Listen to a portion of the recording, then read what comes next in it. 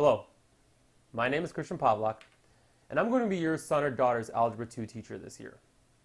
I want to welcome you to my home office. This is currently where I'm teaching out of remotely, and I want to take some time to give you a tour of what's going to be in store during this semester, this remote learning time, and just a breakdown of our overall curriculum. So to begin, I want to go over some of the materials they should have for the class. Of course, the basics: a pencil, a notebook or spiral, somewhere to keep their notes and homework. Now, we do have packets for both the homework and the notes.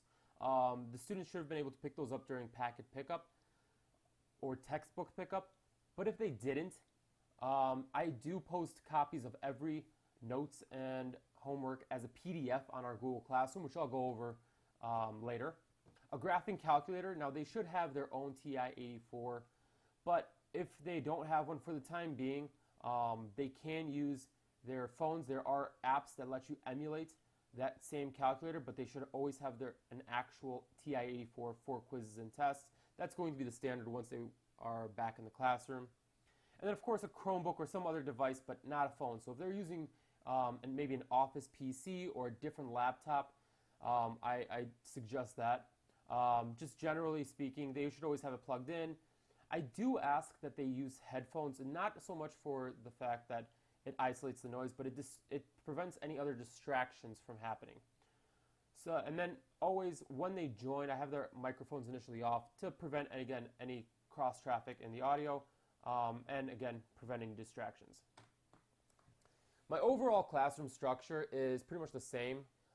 Given that these remote periods are about 45 minutes, I usually take the first 15 minutes to go over any homework questions.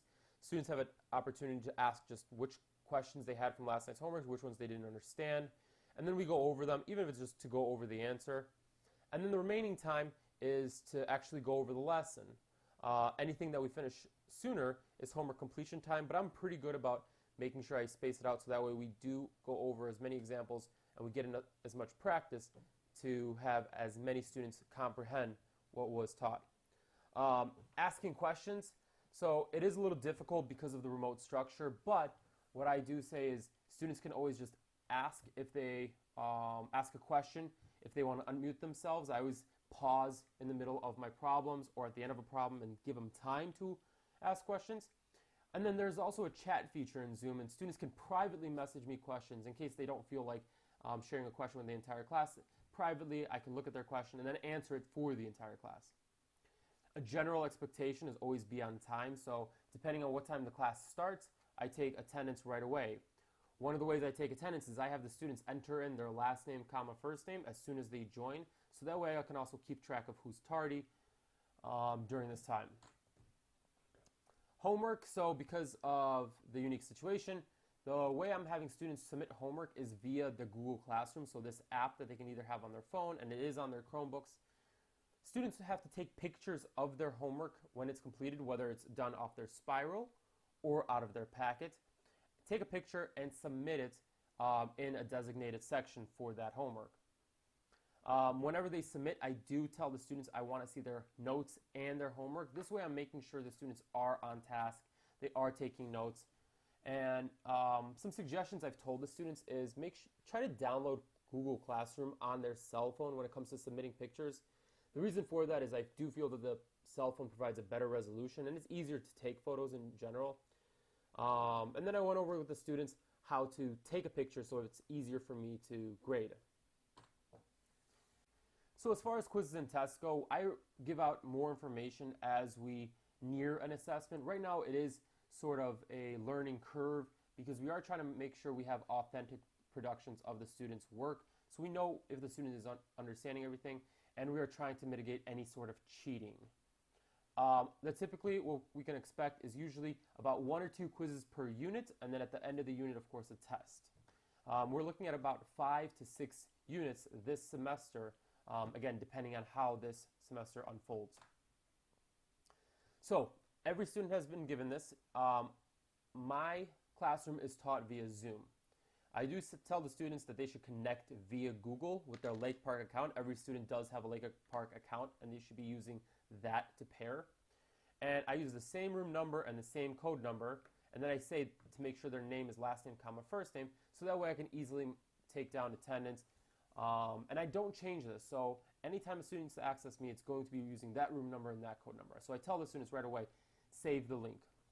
Some general expectations of Zoom is be aware of their surroundings and make sure they have school-appropriate atmosphere. That means that they have any posters on the wall, if they are wearing a sweatshirt, to make sure it's still classroom appropriate. I tell the students to keep the mic off. And then I always emphasize that this is our classroom until we are back in person. Most importantly, we have to respect everyone and follow the Lancer expectations. Utilize the opportunities you have right now to ask questions as they come up. And then I did tell all the students I will be recording each lesson and posting it via Google Classroom and YouTube. So be cognizant of the questions and comments. And this also gives an opportunity for my students to view a lesson later in case they either missed the lesson in class or if they wanted to review what was done if they didn't understand it the first time. An important thing that parents always ask about is how can I get extra help for my child? So my math tutoring period is third period, but there is going to be a math teacher in a virtual tutoring room, and here's the link. It's meet.google.com. Look up West Math Tutoring. Like I said, I'm in their third period, and any student is welcome to come from any course. But if they're looking to meet with me personally, what I do ask for them is to either see me during third period in the math tutoring, or just catch me before school starts at 7:35 to 8 o'clock. If there's any conflicts or anything else and they are not able to get a hold of me during those times, I do welcome any emails, and we will always try to resolve any issues together. It is a learning curve, so I am going to be patient with these students as long as they're always patient with the process. And then in general, what else the students can do is utilize any other resources that are available. Some of them are YouTube. There are plenty of other videos, great videos on YouTube. Khan Academy has math-specific videos, and all they have to do is type in the topic we're learning. So if we're learning about systems of equations, they just have to type in systems of equations into YouTube or Khan Academy, and multiple videos will pop up. And then any sort of textbook, if they have access to it, or just other websites, there are great resources out there. An important question is, of course, how is their grade going to be calculated? So this is the breakdown for their Lake Park grade. It's going to be tests are 36%, quizzes are 32%, homework is 12%, classwork is 5%, and the final exam is 15%. And I do have a late policy for homework. It's 5 points if it's done on time before class starts. If they are late by 1 day, I do give them a little bit more than half credit. It's about 3 points credit. And then after that, it's 2 points credit if it's turned in before the test, because I still encourage the students to have that extra practice. But it is not going to be counted as much. So this is a quick slide that I've been sharing with my students, and it says true success requires a struggle. So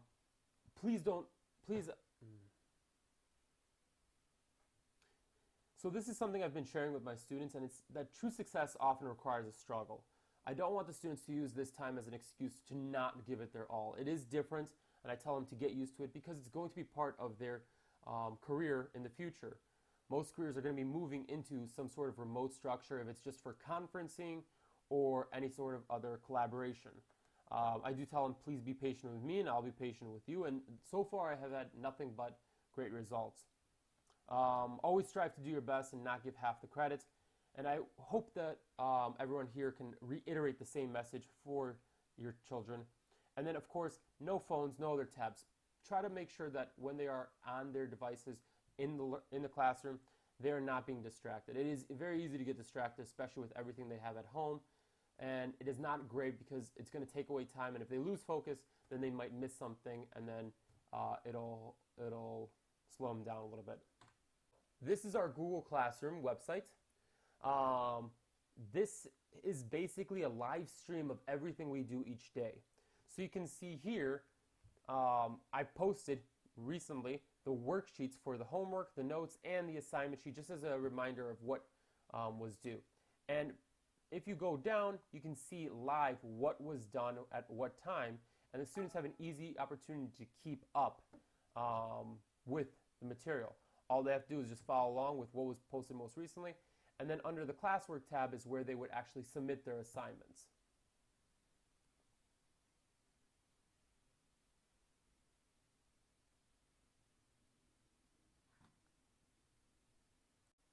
So right now, what you see is how I actually teach.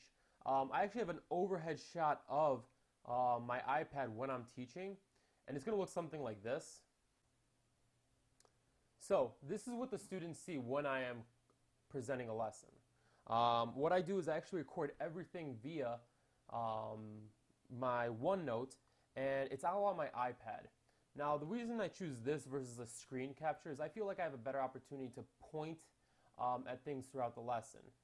It may not be as great resolution, but I do feel the more animated the lesson, the more engaged the student can be. And everything eventually is posted, and this just provides more opportunities for the student to really follow along with the lesson versus just watching a typical video.